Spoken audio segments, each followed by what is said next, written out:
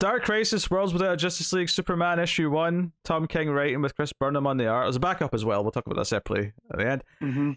Yeah, you guys take it away. From what Connor just said, it sounds like he didn't read this.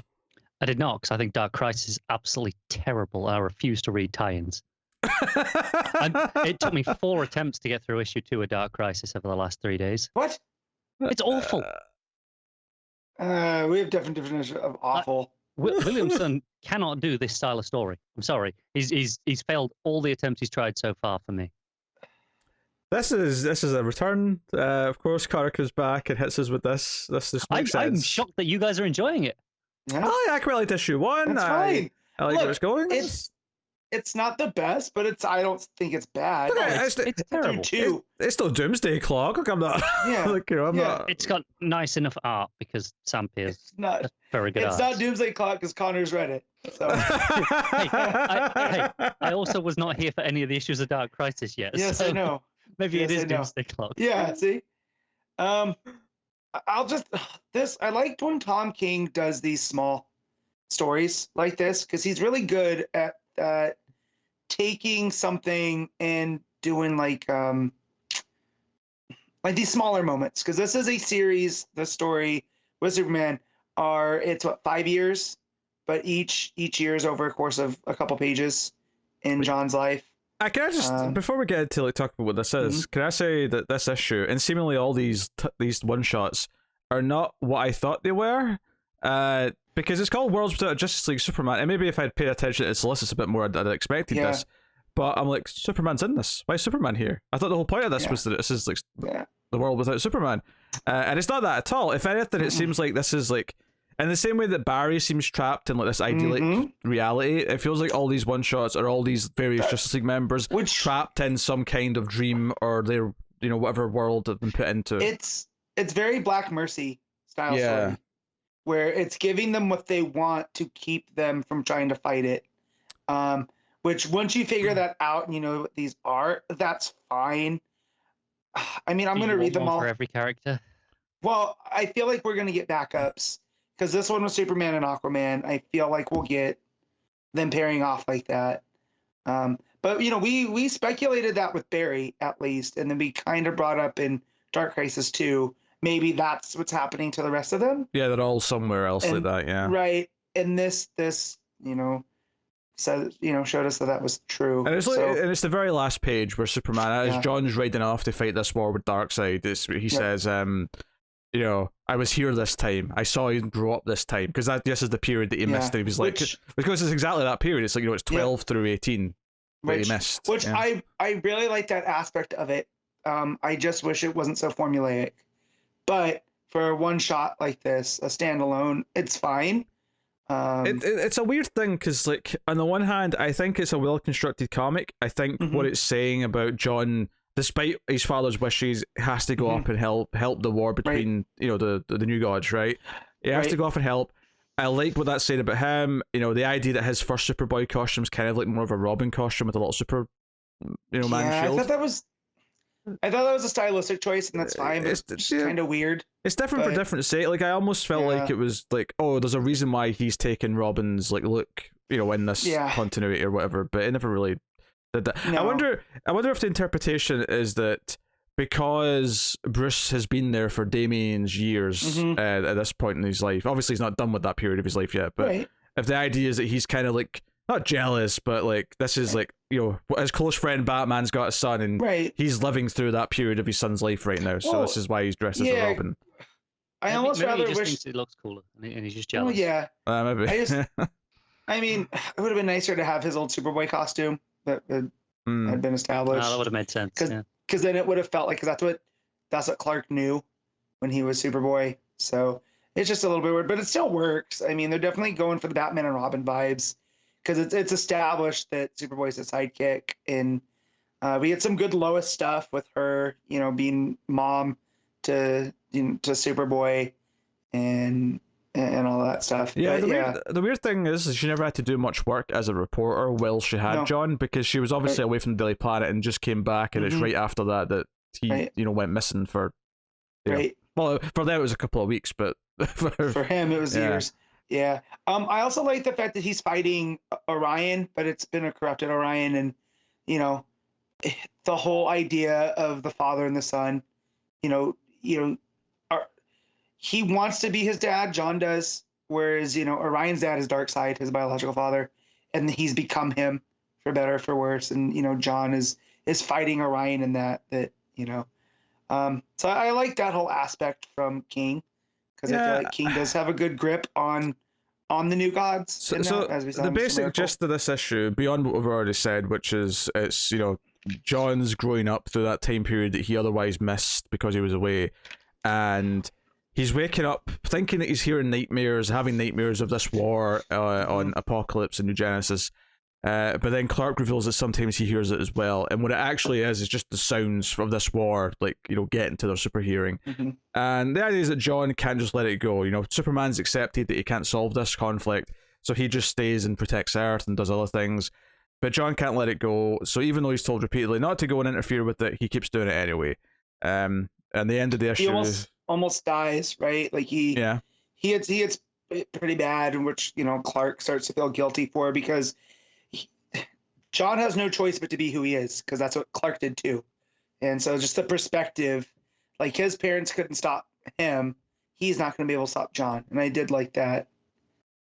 Yeah, and that's basically it. It's perfectly fine. Mm-hmm. I think honestly, it's this weird thing where I got to the end of it. Okay, so that's what these are going to be, and then the backup is basically that for Aquaman. So it's like, okay, this is what it's going to be. And I have to admit, the thought of reading 5 more of these did not feel particularly enticing, because I'm like, okay, some of them might be good, some of them might not be good, but it does feel like it's going to be a bit repetitive, where it's just all them living out some idyllic life. You feel the formula already. Yeah, at least with Barry, we get that whole Silver Age art shift, and it feels like a different realm. But here, this just feels like a dreamscape because of the Burnham art. And the thing with the Barrys is that in the Flash book that's tying in, we've got the rest of the Flash family looking through these alternate timelines, looking for them. So we have characters who we can follow and relate to, who understand what this is. So we're not just watching the story where someone's in the trance or in the dream and doesn't realize that they're who they are or what version of themselves they are. So in the Flash book we can follow Wally and he's the protagonist. We can follow the other Flash characters and they're the protagonists of their own individual adventures, the kids, whatever it may be.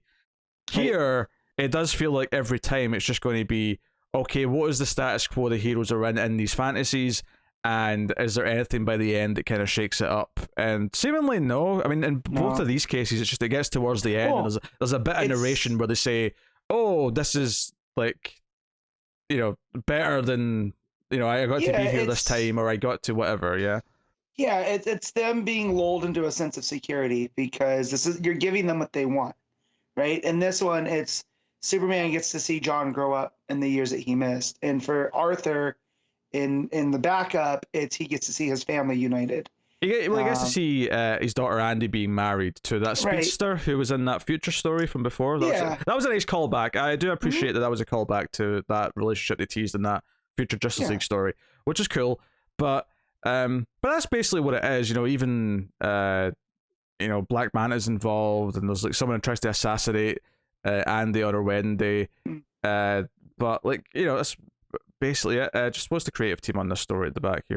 It was Brandon Thomas and Fico Ossio was the artist. Which the art I really enjoy Ossio as an artist. Thomas is the ongoing regular Aquaman writing right now. That's where it feels nice that this is it feels like a piece of his overall story that if we were reading, it would slot in quite nicely, like you said, like the speedster with Andy and that whole relationship, and then we get the Jackson, being the bigger brother to Andy and being there for her. Yeah, bulky Jackson with a beard. I like it.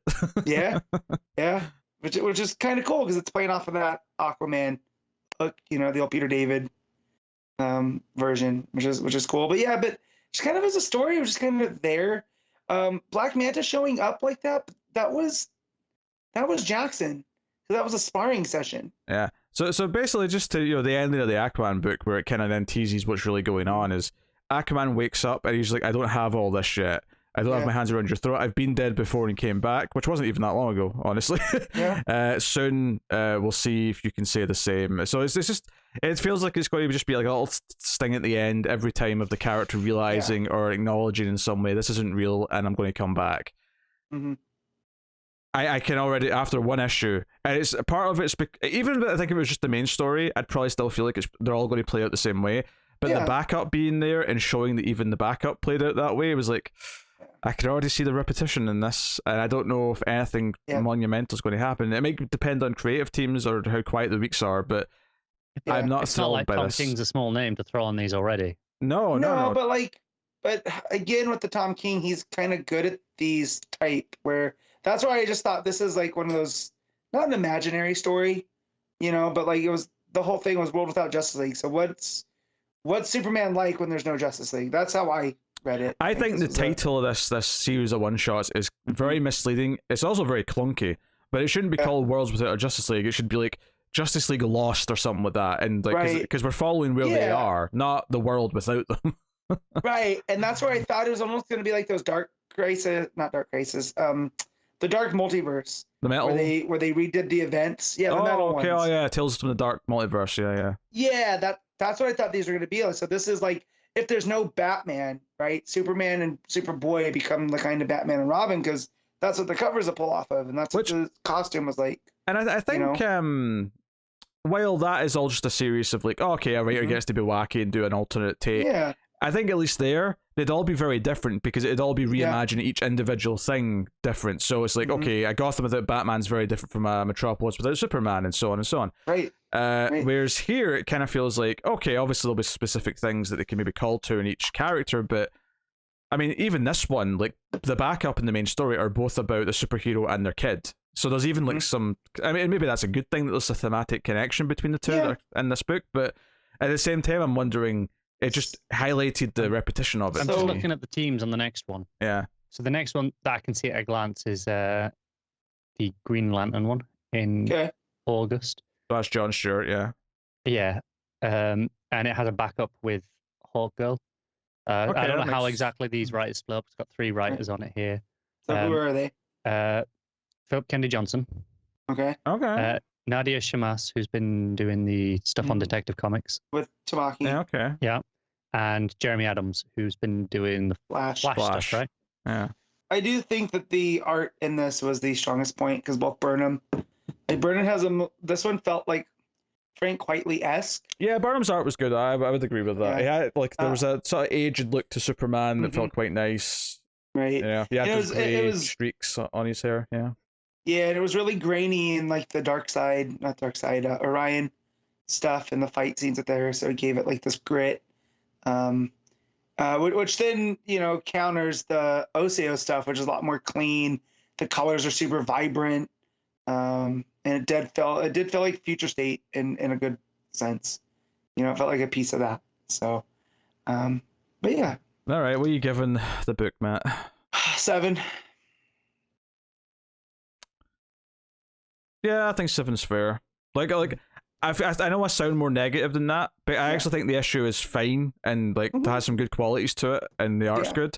It's more just the impending, there's 5 more of these, and I'm worried that they're all going to feel quite similar, and that's the negativity that's mostly coming out of me right now.